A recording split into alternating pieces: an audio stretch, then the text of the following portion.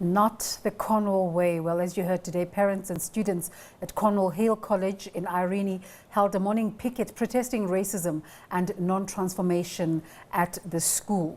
Now, Zulaikha Patel is an anti-racism and social justice activist. She shot into prominence in 2016 in a fight against Pretoria Girls High School and their policy regarding black girls' hair. She's recently launched a book called My Coily Crowny Hair. She joins us now via Zoom. A very good morning to you, and thanks for making the time with that beautiful hair of yours. Were you watching the events at Cornwall this morning? How incredible is it that 5 years after your protest, coily hair is still weaponized against black students in mixed-race schools? Good morning to you, Desiree. Thank you for having me. You know, there's nothing incredible about it. And what I would actually say that it is actually something that we shouldn't even call and term incredible, because it's not okay that we've normalized the abuse on the dignity of a black child in this country. It's not okay, and it's not something that we should normalize. And I'm deeply touched by the events that have taken place, because it pains me to see another black girl stand before a crowd of people when all she had entered that institution for is an education and to get a matric. And now she finds herself standing before a crowd of people crying in tears because a place which was supposed to protect her, which was supposed to obtain an education, which is her constitutional right and should not be hindered. But now here she finds herself deeply pained because an institution where she's supposed to be protected has traumatized her. And so we should not be allowing for the abuse and the violation on the rights of black children to continue in the country. And there's nothing incredible about that. And there must be accountability. It's not enough that the management of the school apologizes. Apologies that are not accompanied by justice and accountability in a sense whereby all responsible individuals which are complicit are held accountable for violating the human rights and for going against the constitution of the state and of our republic, are held accountable for that and are actually even suspended for even abusing children in an environment which should enrich children.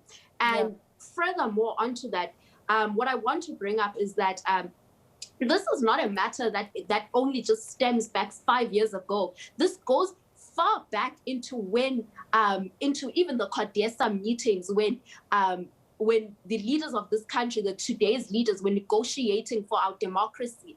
They should have been negotiating to ensure that when a black child enters an institution for an education, they are protected. They're protected and their right to education is not hindered. Because what we are seeing now today is that constitutional right, which you see in section 29 of the Constitution at point number 2 on C, where the need to redress the results of past racially discriminatory laws and practices are addressed, is actually being hindered.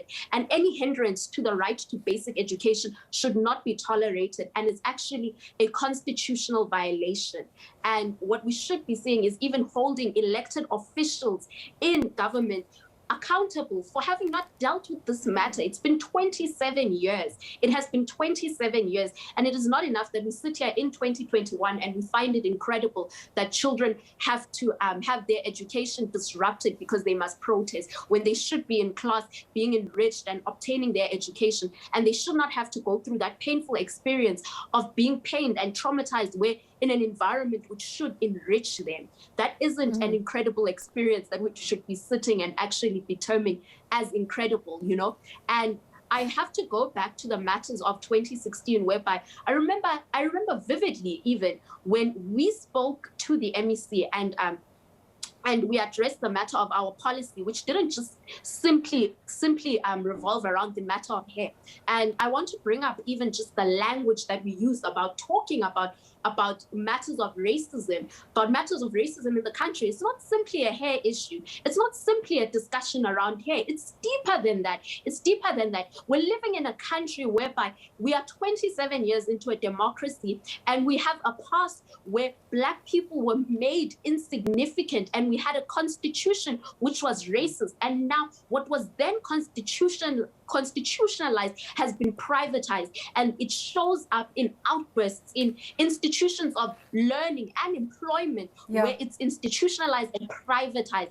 And what we should be doing is even holding government officials accountable for making promises of change. I remember vividly that there were promises made in 2016 that all public schools, their policies would be reviewed and they would be checked that all policies are in line with the Constitution, because the Constitution of this country states that children have rights to not experience discrimination, and they have rights that their rights should not even be hindered.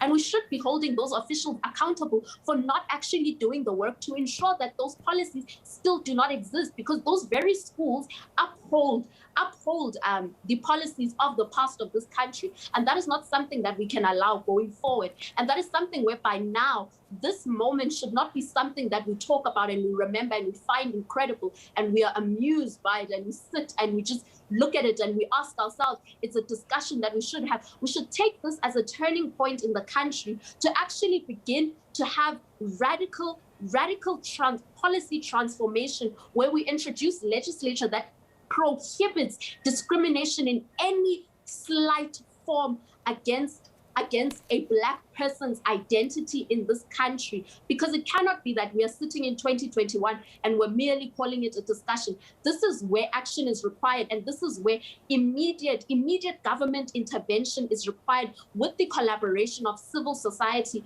and young people in this country, whereby we simultaneously work together immediately to begin to introduce those policies and drafting those policies together to ensure that we actually have a policy change. And when we have a policy change, that then becomes the cornerstone to ensure that we dismantle the culture of whiteness which governs many of the schools in this country. And we should not even be looking at systemic racism at a prestigious school level, but looking at it at a national level, where we ensure that all children have no hindrance to their right to education. A child in a historically Black school should have a school that is resourced and that is equipped with the necessary resources that they require for education to take place. So let me ask you this, Zulaikha. The students at Cornwall today gave testimonies of their experiences and having teachers tell them that the way your hair looks is not the Cornwall way. What are the psychological effects of people whose authority you're under telling you that you're not enough just because of the way your hair looks? You know, there's a psychological effect which I can actually speak about, because I found myself in that very same position before. And there's a psychological effect because essentially it's deeper than hair. It is your entire existence which is being insulted and being reduced to being termed as insignificant, you know? And there is a deep psychological effect which we should never disregard, you know? And which is why I even say that furthermore, these children should be protected and should also be receiving the necessary psychological support in terms of counseling, because what they've experienced has an emotional impact. And I'm deeply concerned about that as someone who has had that experience before. Do your experiences at Pretoria Girls High still affect you today? These are experiences that I think, you know, and I tend to shy away from talking about myself quite too much, but I can say that these are experiences that, you know, will take years to even heal from. And I still find myself battling post-trauma in its own from the experiences that I've had in that institution. Yeah. You were talking earlier about accountability. Do you think these teachers are held accountable, or do we just highlight the issue and then move on? You know what actually happens is that we highlight the issue, and then we have elected officials who are elected to do the work that highlight the issue on a social media level, and promises are made, and then there comes the issue of delivering what is promised, and then that's where the problem starts to deepen, when promises are not fulfilled, right? And teachers are hardly held accountable. You know, in 2016, when I was in grade 8, I was told that the management of the school would write a formal apology to us, and I even matriculated. Until now, I've never gotten an apology for the experience that I had in the institution. And I'll tell you why teachers are not held accountable. They're not held accountable because they know that in the country we do not have an accountability system, because we even have a history whereby the very same government which was responsible for the killing and the violation of human rights in under the apartheid regime was not held accountable. You know, many of them were not held accountable. Yeah. And so we've carried that into our democracy, whereby we do not even have a system of accountability. Zulaikha, I know that officials accountable to ensure that they do the work to make sure that there is transformation. I know you're rushing off to another meeting, but just to end off our conversation, in your efforts to heal, you wrote a book, My Coily, Crowny Hair. What message does it hold for young people going through this? The message that the book holds is that it's very closely tied to, I wanted the message which was at the heart of the movement in 2016 to be documented into a permanent reference which would exist for centuries to come, for a Black child to know that their existence is powerful and their existence is valid, and they need to understand how much power they carry and how much light that they are, and they need to understand that anything and everything they can achieve and practice agency over their existence. And that's the message that I wanted to give a Black girl child with the book, and I hope that it's a message that remains in the hearts of Black girls for centuries to come.